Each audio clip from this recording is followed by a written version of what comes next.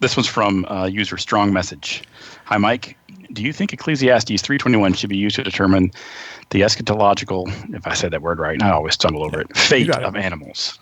Yeah. If it should, would it be a stretch to believe that God would restore the animal spirit with the rest of creation, Romans 8:19-23, similar to how he will resurrect our bodies from the earth? Thank you for sharing your wisdom and knowledge through your videos.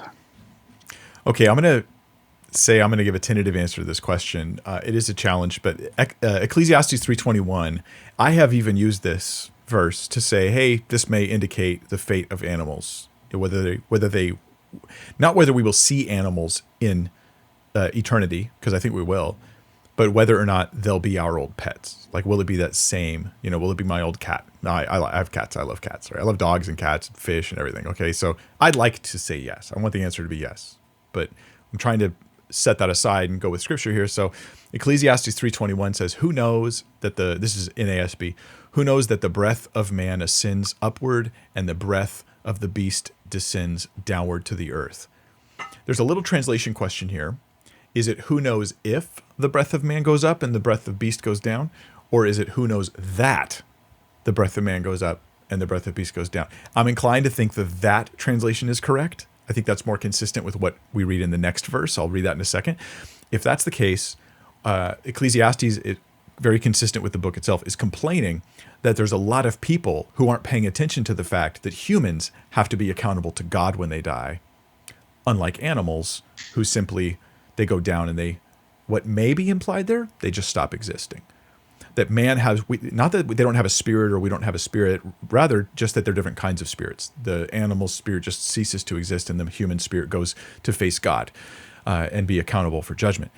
Now, if we look at it that way, then the end of verse 22, in the very next verse in Ecclesiastes 3, it makes a lot of sense. It says, I'll read the whole verse. I have seen that nothing is better than that a man should be happy with his activities, for that is his lot, for who will bring him to see what will occur after him? The concern in Ecclesiastes is with people who don't look beyond this life. Yeah, you may as well be happy with your lot because I can't get you to pay attention to the fact that you're going to face God when you die. So eat, drink, and be merry because you're not going to pay any attention anyways. And this is part of a flow for Ecclesiastes. It kind of discusses life sort of in an atheistic, to use a modern term, an atheistic lifestyle. Not necessarily atheistic beliefs, but an atheistic lifestyle, a lifestyle that just lives as if all there is what's under the sun. That's the phrase we get, under the sun, as if there's nothing beyond the sun, no God who created. Then he finally brings you full circle to, but we all will stand before God. Ecclesiastes teaches us that. So I think that, I actually think regardless of your translation here, if or that, I think you're getting the idea that animals seem to have a different kind of future, and it seems implied that there isn't a spirit future for the animal. I think that men do, and that's what it's trying to say. Ecclesiastes 12:7 says, the dust returns to the earth and the spirit will return to God who gave it. Speaking of Genesis, when God breathed the spirit into man, right? We all have breath of life, but man has a different kind of spirit being made in the image of God. So there's not really a lot on this. This is very little to base a doctrine on about the fate of animals. I have to admit that. But it doesn't seem to go, it seems to weigh against and not for the idea of resurrection for animals, as opposed to just animals in heaven, which I do think is true. I should say in heaven. I really mean in the new creation, new heavens, when heaven and earth come together. Yeah, animals there. That seems to be the case from many different scriptures. Now in Romans 8, this was the verse they mentioned. I'll read it to us. Let's see if it weighs in on it. The creation waits with eager longing for the revealing of the sons of God. For the creation was subjected to futility, not willingly, but because of him who subjected it in hope, that the creation itself will be set free from its bondage to corruption and obtain the freedom of the glory of the children of God. So creation is like waiting for the new heavens and new earth, the recreation, the fixing of all things. That doesn't mean that animals who died will be resurrected. It'll be the same animal brought back, though, right? Like, I'm adding a lot. So I'll say this. If God's doing that, he has not made that clear in Scripture. If I had to guess, the implication is he's not doing that. But it's possible because, admittedly, the Ecclesiastes text, the spirit of the animal goes down. I mean, that might just mean animals don't get judged, as opposed to going up, because that's the context of the spirit going up. it could be other things as well. Yeah, that's all I got.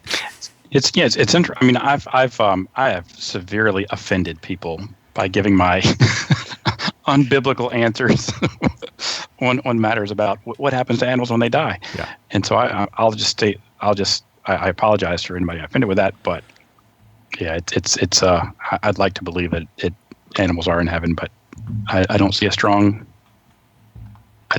message there to make a pun on this user's name.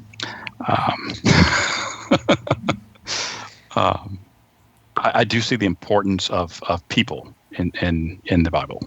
God, that's Jesus came. Jesus died for us. I see that very clearly written. And so for that instance, I'm willing to die for the people to hear about Jesus. The animals, I hope they're there with us. I love my cats too, Mike, and it's a good thing you pick cats. For some reason, Reddit loves cats. I don't know why, but we lost a cat a few years ago. I still miss her, like I do. Yeah, like I hurt my heart, man, big time. Yeah. And I want to say, but I'm like in my head, it's like I try to go, okay, take all those desires and set them aside. Let's just analyze this text. And when I do that, I go, okay, it could be true, but I'll just say this minimally. Don't say Christianity teaches this. At least you could say it's possible God might do it, but if nothing else, at least leave it just as a question, because there's no clear teaching in Scripture that this will happen, and I can be hopeful about it, and I'd like it very much. Yeah. And maybe God will surprise us with that. C.S. Lewis thought that this would take place. Mm-hmm. But guess what? C.S. Lewis isn't Jesus. Like, I'm sorry. Yeah. I respect him. I like him a lot, but sometimes our theology can come out of the things that we feel we need. And perhaps when we're in God's comforts and when we're so close to God that he is the light for us, and we're so comforted, he's wiped every tear away, perhaps then we'll be at peace with the ones we've lost, even our pets. And maybe that'll be the answer. Yeah.